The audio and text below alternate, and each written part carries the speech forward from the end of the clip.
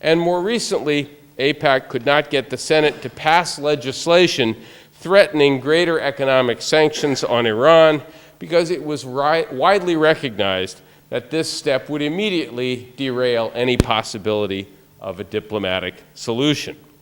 Now, those episodes, I think, all remind us that the lobby does not control U.S. Middle East policy. It doesn't always get its way, especially when what it's trying to do is push us closer to war. Now, getting the United States into a war is a lot for any lobbying group to ask for. It takes very special circumstances to pull it off, which is why what happened in 2003 is rare. But those events remind us that AIPAC and its allied organizations are not invincible. They don't win all the time. At the same time, those recent defeats, or maybe setbacks, have led some people to conclude that AIPAC is in deep trouble. The lobby's influence may now finally have been broken, and I think that view is premature because there are a number of important things that haven't changed. First thing, the special relationship is still intact. The United States continues to give Israel generous economic and military assistance, even though Israel is now a very wealthy country. It has clear military superiority over all of its neighbors. And the United States still gives this aid unconditionally.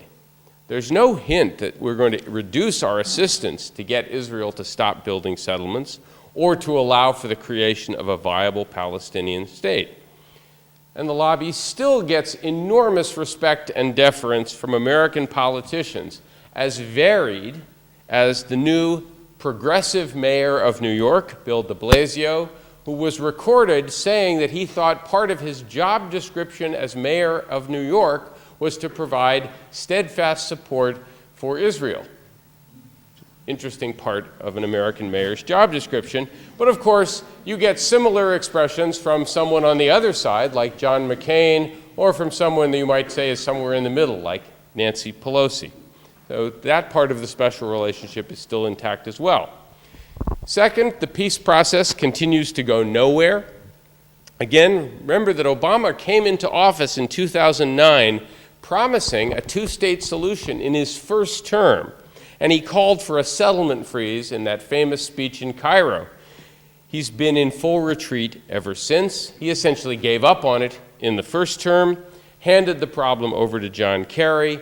Kerry proceeded to use essentially the same set of advisors and the same basic approach that the United States has followed for 20 years, all carrots, never any pressure, and got exactly the same result. Third, although the discourse is more open now in the public domain, as I've already described, it is still very difficult to find people inside the American foreign policy establishment who are willing to say what they really think on this issue. And you certainly will not find very many ambitious young policy wonks looking for a career in Washington who will stick their heads above the parapet on this issue.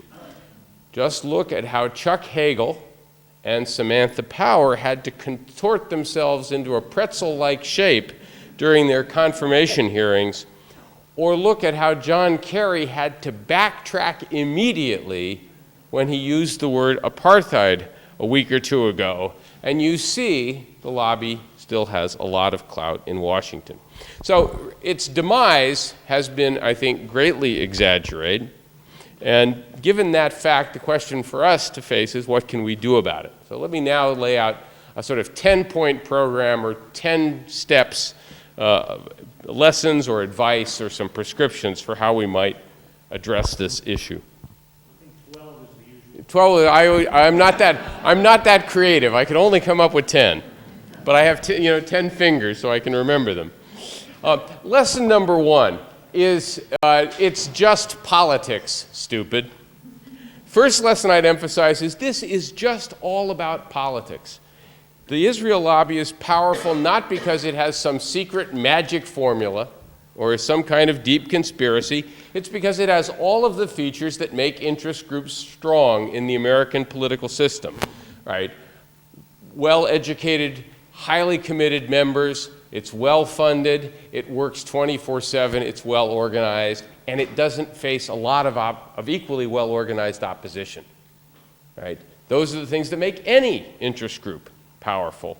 And it uses all of the tools available in a democracy: direct lobbying of legislators, financial contributions, grassroots organizing, pressure on the media. There is nothing magical about this. They've also been influential because they didn't face strong and equally well-organized opposition.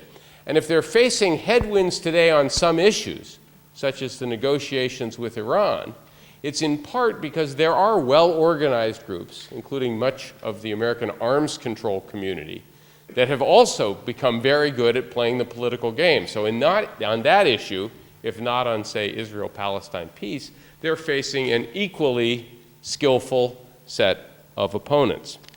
The lesson here is organize, organize, organize.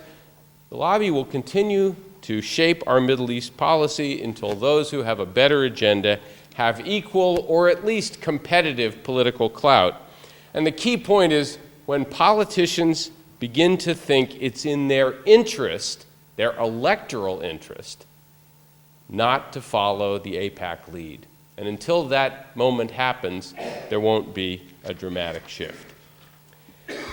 Second point, it's going to get worse before it gets better. The lobby's main goal, remember, is protecting the special relationship, and that's going to be harder to do as Israel continues to move to the right and as it becomes obvious that there's not going to be a two-state solution. Israel's control over the West Bank is going to increasingly be recognized as apartheid. Pressure to give Palestinians political rights is going to grow. One person, one vote is an idea that's very easy for Americans to understand. And getting the United States to continue to support generously and unconditionally a state that privileges one ethnic or religious group over another is going to be a tough sell over time. Not an impossible sell, but a tough sell.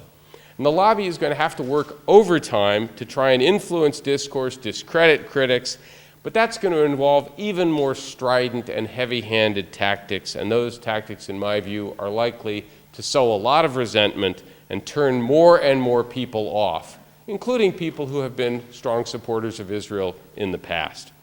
But it's going to be a nasty, polemical fight for a while. Lesson number 3 for us: be realistic and build a big tent.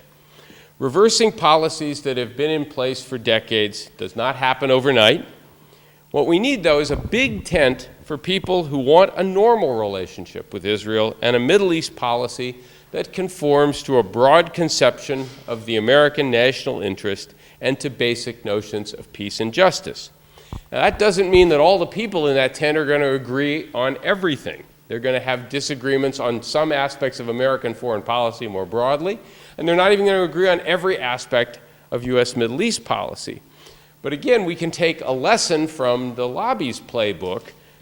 Different groups in the lobby don't agree on everything either. They just agree about preserving the special relationship.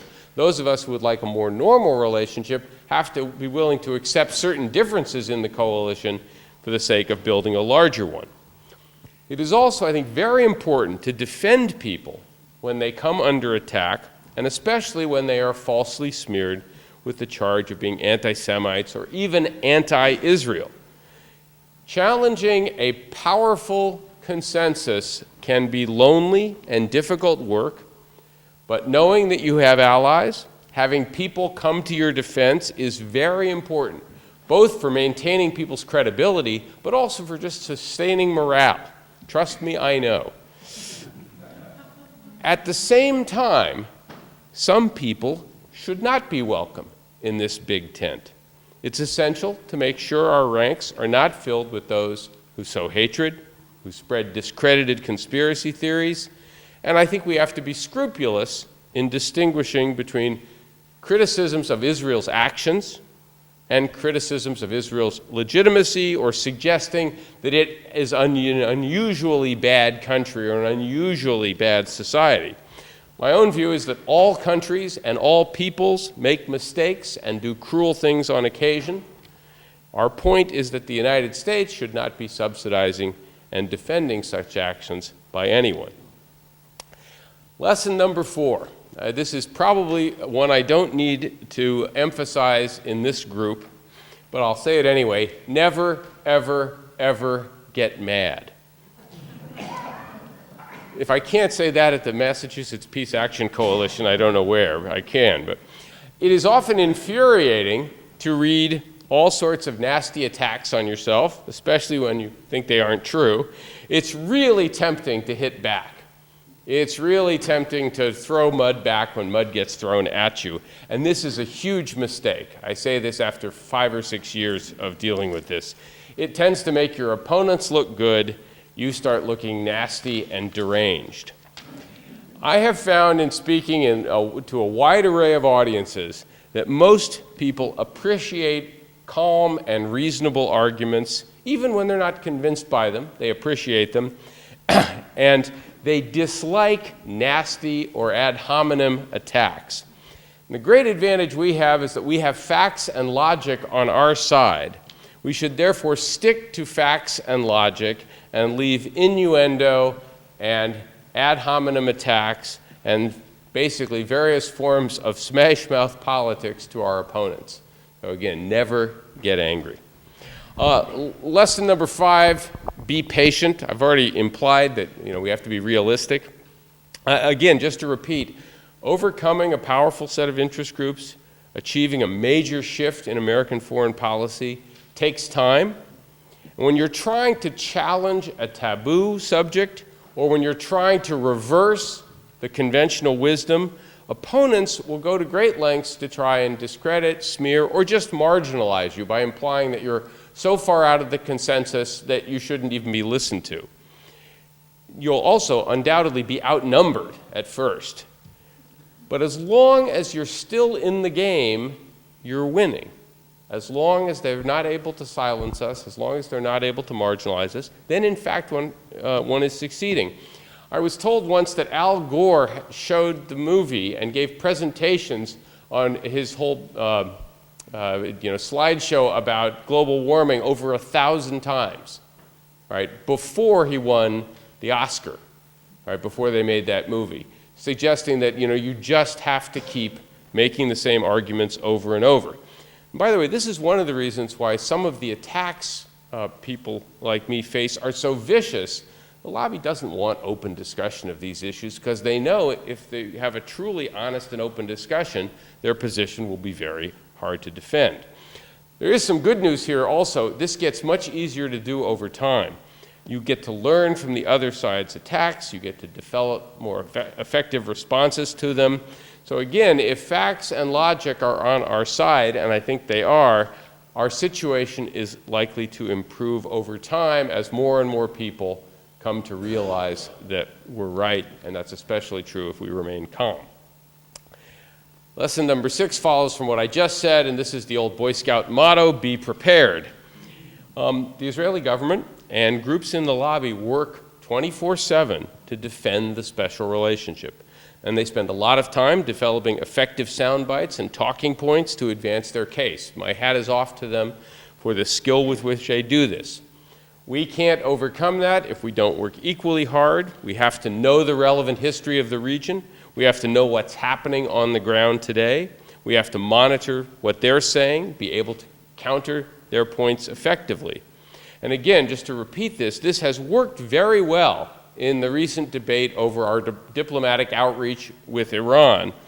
It has been much less effective in debates on the Israeli-Palestinian dispute. My bottom line is simply there are no shortcuts here.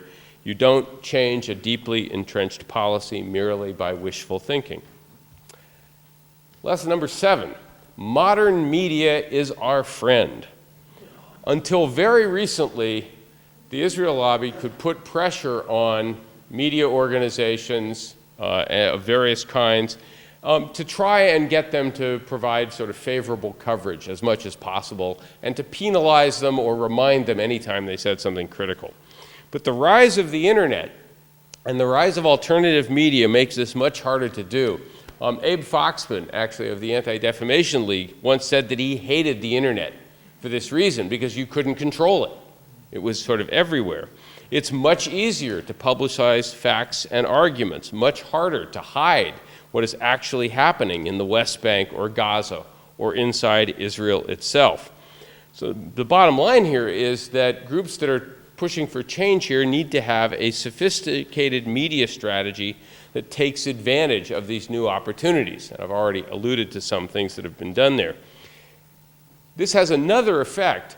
When you get alternative media sources or websites or whatever presenting alternative views and showing a different reality out there, this actually puts a lot of pressure on mainstream media organizations like the New York Times or the Washington Post, because they look stupid if they keep repeating false or obviously outdated narratives. So by having, again, the modern diversity of media that's now available, and by having a more wide open discussion of some of these issues, it's actually beginning to tug some of these larger media organizations in the right direction. Okay, I only have 3 more. Number 8, we have to emphasize an upbeat message here. In foreign policy, you sometimes face what look like very sharp trade-offs between, say, prosperity and security on the one hand, and ethics or morality on the other. There are times when we do face a real sort of trade-off between things that might make us safer, make us richer, and things that might be more moral. In other words, we have to choose between conflicting goals. But when it comes to this issue, and especially the Israeli-Palestinian conflict, I think this trade-off largely disappears. This should be a key part of our message. A normal relationship with Israel would improve American security and be more consistent with American values. It would also be better for Israel because our protection, our unthinking support, is what allows it to continue on what I believe is its current self-destructive course. My central point here is that we have a good news story to tell here. We're not asking for anyone to suffer if the policies we're trying to promote got adopted. Many, many people would be better off, we'd be safer, we'd be richer, and we'd be acting more consistently with our values. Which brings me to number 9, thinking outside the box. This